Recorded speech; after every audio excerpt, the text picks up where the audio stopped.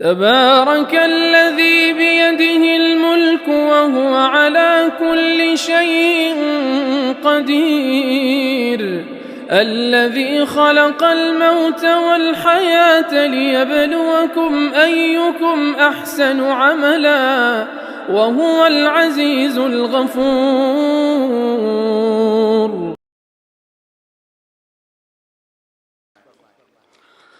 بسم الله الرحمن الرحيم نحمده ونصلي على رسوله الكريم.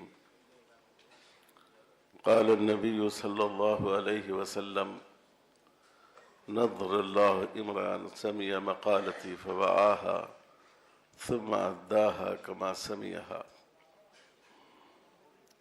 صدر اجلاس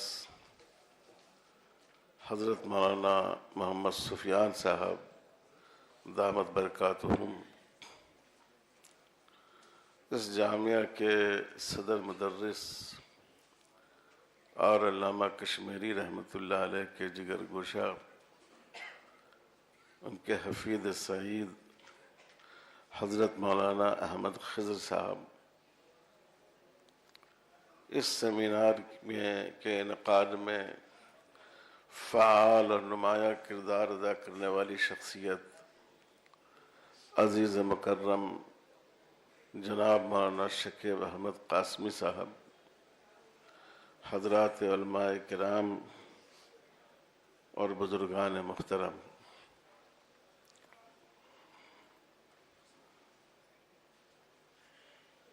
علامہ کشمیری رحمۃ اللہ علیہ کے ایک ہموطن، شاعر بھی، ادیب بھی، تجزیہ نگار بھی، جناب عبدالکریم شورش کاشمیری تھے۔ ان کی آپ بیتی اردو دنیا کی مقبول ترین آپ بیتیوں میں سے ایک ہے۔ انہوں نے شاہ صاحب کے بارے میں 2-3 اشعار کہے ہیں، اور اس مجلس سے فائدہ اٹھاتے ہوئے میں چاہتا ہوں کہ اس کو آپ حضرات تک پہنچاؤں۔ غاشیہ بردار دربار رسول اللہ کا، غاشیہ بردار دربار رسول اللہ کا، ماضی مرحوم کے اعجاز دکھلاتا ہوا، آدمی کے روپ میں قدرت کا روشن معجزہ،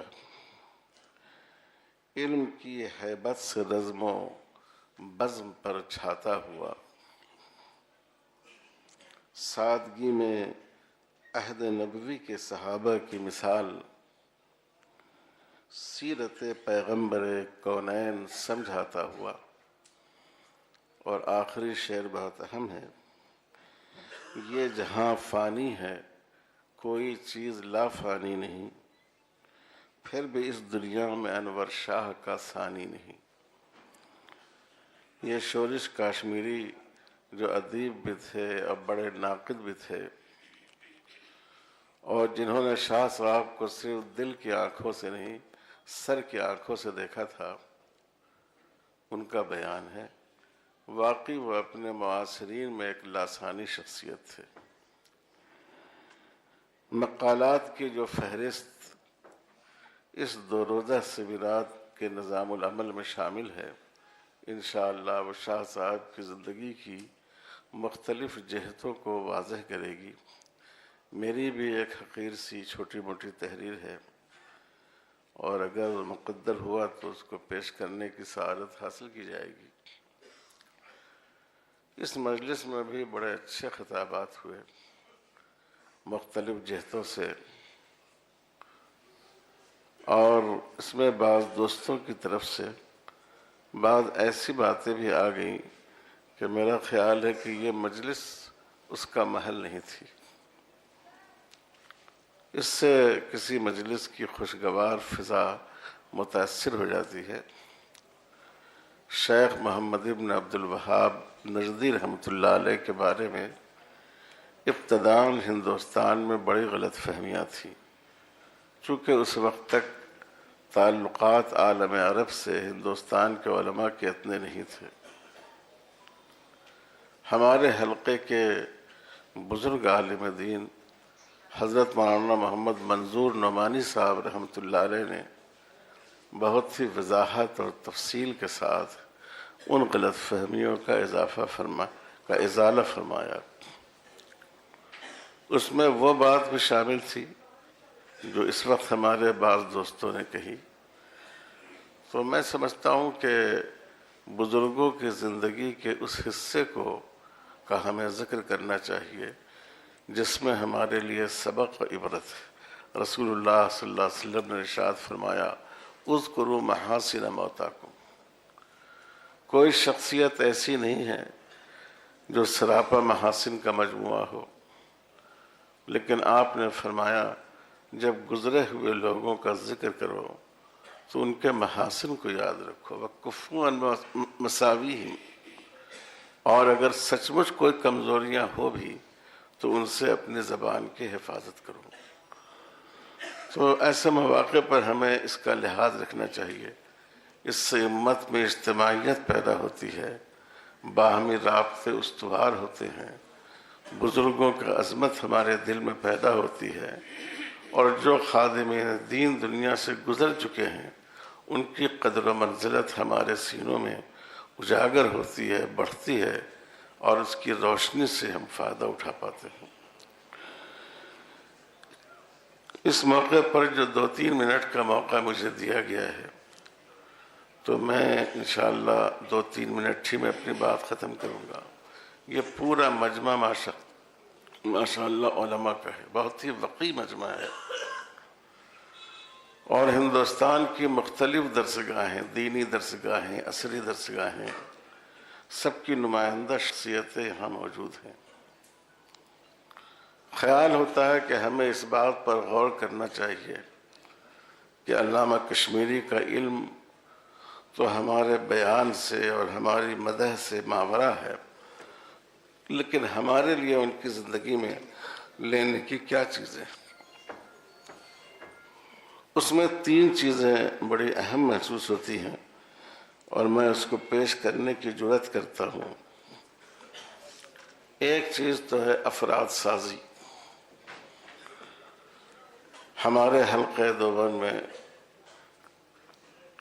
علوم ظاہری کے اعتبار سے حضرت شیخ الہند اور علامہ انور شاہ کشمیری رحمۃ اللہ علیہ کے تلامذہ کی جتنی بڑی تعداد ہے، اور مختلف میدانوں میں انہوں نے جو نمایاں خدمات انجام دی ہیں، وہ کسی بحث و غور کے محتاج نہیں۔ اور اسی طرح علوم باطنی میں حضرت تھانوی رحمۃ اللہ علیہ کا جو افاضہ ہے اور ان سے جو لوگ امت کو نفع پہنچا ہے،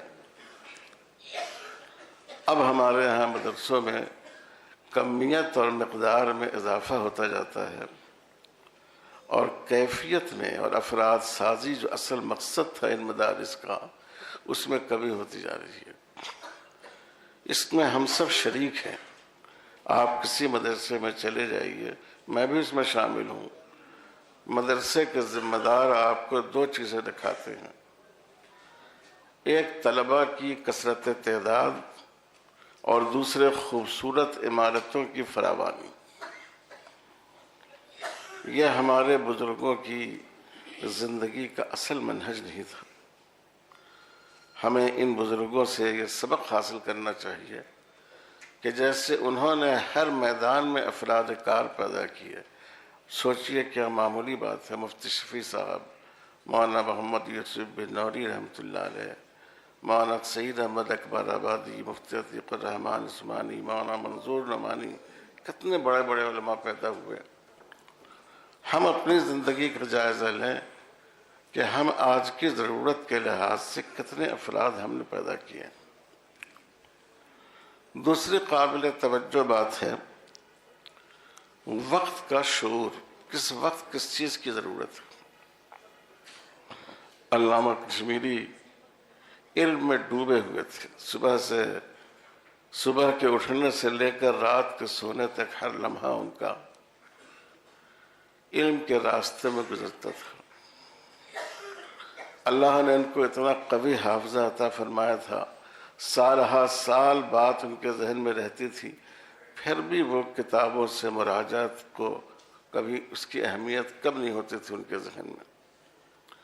لیکن اس کے باوجود جب قادیانیت کا فتنہ اٹھا تو ساری چیزوں کو چھوڑ کر علامہ کشمیری پوری طرح اس فتنے کے مقابلے کے لیے اٹھ کھڑے ہوئے۔ اور وہ جب آپ کی لوگوں نے تعریف کی، جب آپ بھاولپور تشریف لے گئے اس مقدمے کی پیروی میں، تو فرمایا کہ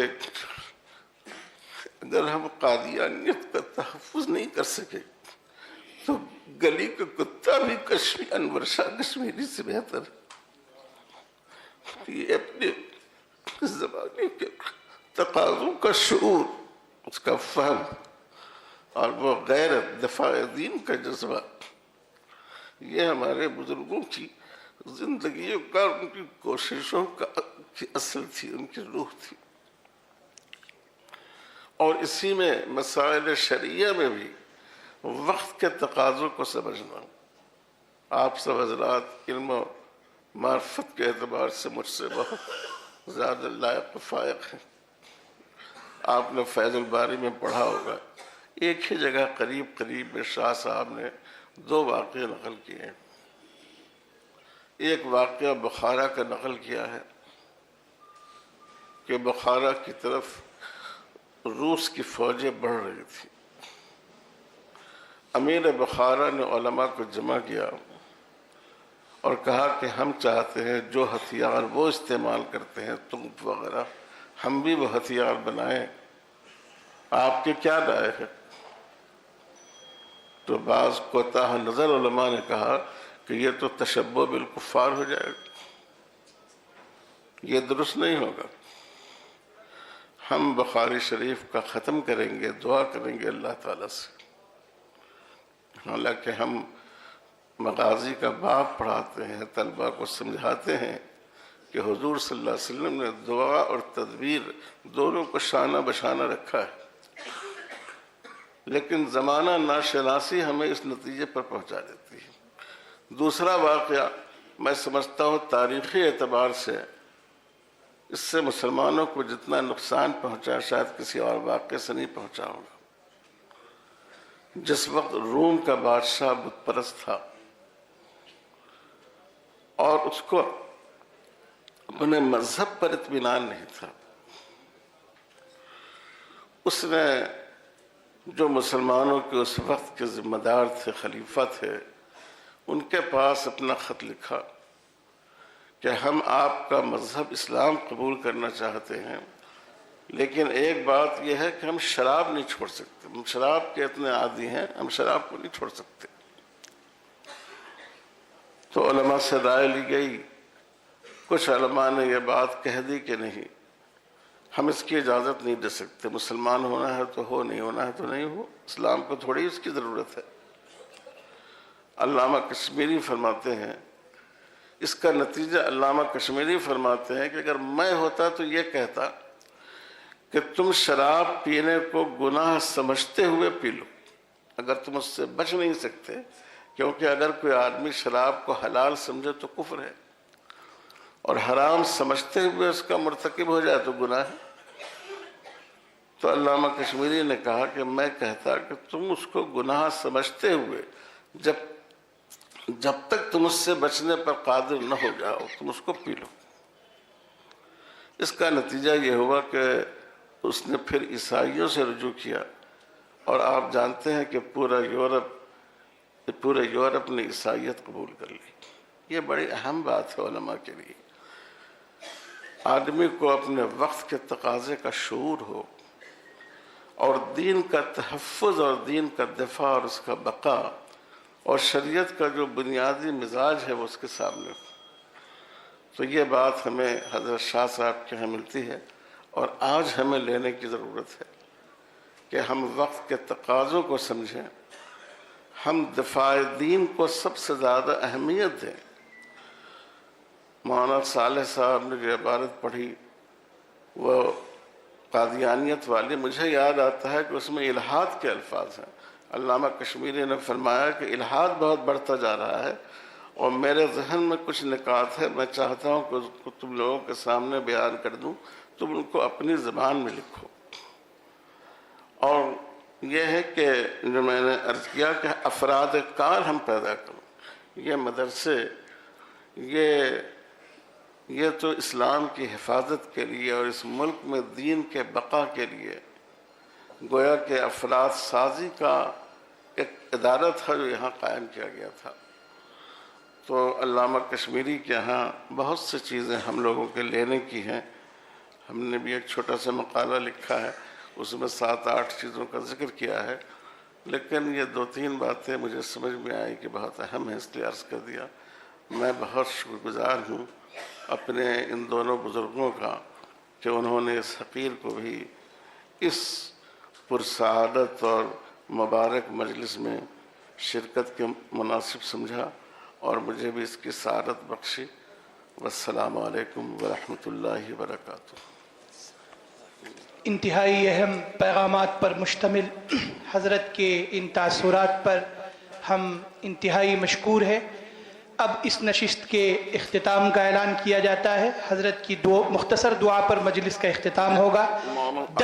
صرف 10 منٹ کا وقفہ ہوگا درمیان میں، یہیں پر آپ حضرات کو ناشتہ تقسیم کیا جا رہا ہے اور اس کے بعد اگلی نشست شروع ہوگی۔ میں حضرت والا سے گزارش کرتا ہوں کہ مختصر دعا کے ذریعے اس مجلس کا صدر اجلاس سے دعا کرائیے حضرت محمد سفیان صاحب سے۔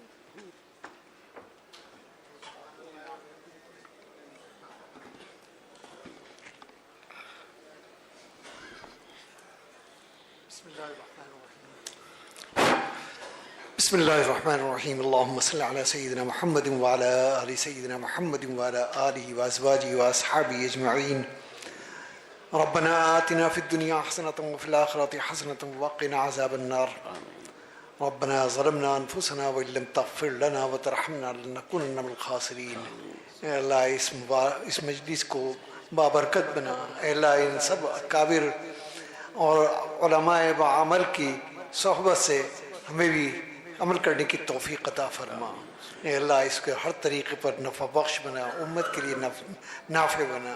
اے اللہ اپنا فضل فرما، اے اللہ اپنا کرم فرما۔ ربنا تقبل منا انک انت السمیع العلیم۔ سبحان ربک رب العزۃ عما یصفون وسلام علی المرسلین والحمد للہ رب العالمین برحمتک یا ارحم الراحمین۔